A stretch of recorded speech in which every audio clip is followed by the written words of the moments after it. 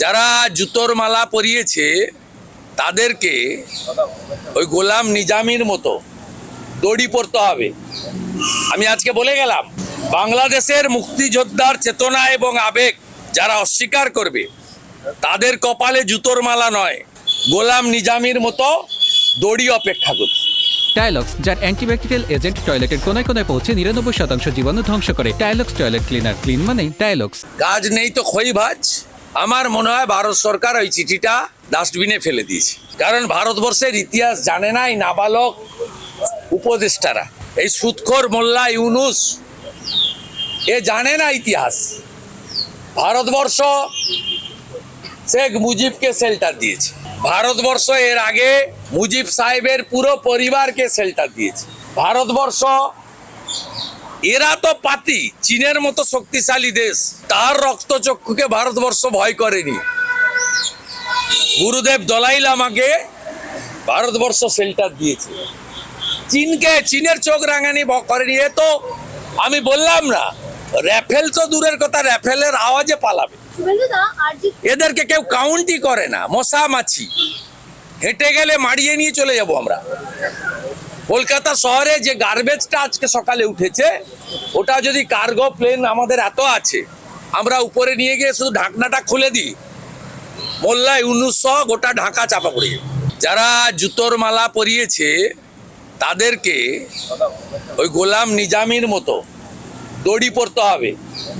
আমি আজকে বলে গেলাম, এই রাজাকারের নাতিদের অবস্থা কি হয় শুধু দেখতে থাকুন।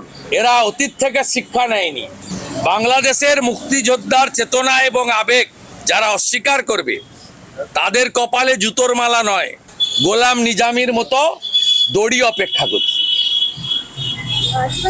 আরজিকর কাণ্ডে সেন্ট্রাল ল্যাবরেটরি যে রিপোর্টটা দিয়েছে তাতে ঘটনাস্থলে যে সেমিনার কক্ষ সেখানে তারা প্রশ্ন তুলেছেন, কারণ সেখানে তিলোত্তমার সঙ্গে অভিযুক্ত ধস্তাধস্তির কোনো প্রমাণ তারা চিহ্ন পায়নি। সিএফএসএল রিপোর্ট আমরা দেখেছি মিডিয়ার মাধ্যমে জেনেছি। আমার বিশ্বাস এই মামলা তো পরিবার বা কেউ যায়নি, রাজ্য সরকারও যায়নি সুপ্রিম কোর্টে। সুপ্রিম কোর্ট কেন সুমোটো নিয়েছিলেন, যিনি নিয়েছিলেন তিনি বলতে পারবেন, আমি বলতে পারবো না। আমার বিশ্বাস বর্তমান সুপ্রিম কোর্ট যেভাবে গতিশীল হয়েছে তাতে শুধুমাত্র রেপ মার্ডারকারী নয়, আমি পরিবারের সঙ্গে একমত, সংগঠিত চক্রান্তের বলি আমাদের এই বোন।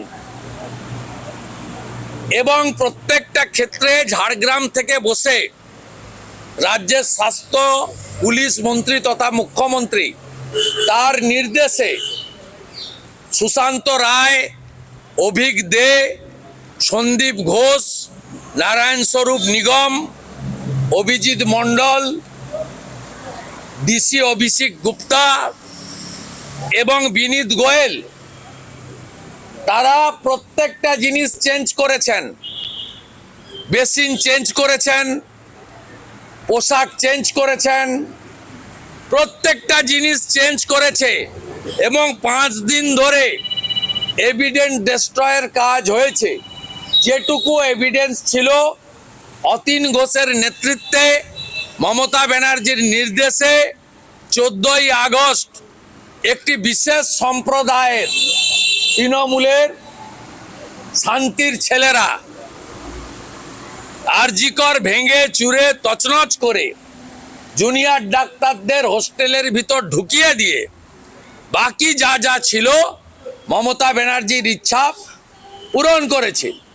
এবং সিপিকে কেউ না ডাকা সত্ত্বেও রাত্রি 12টায় গেছেন, 2:30টার সময় সিপি বিনীত গোয়েল ফেস টাইমে ফোন করে মমতা ব্যানার্জিকে বলেছেন গেম ইজ ওভার।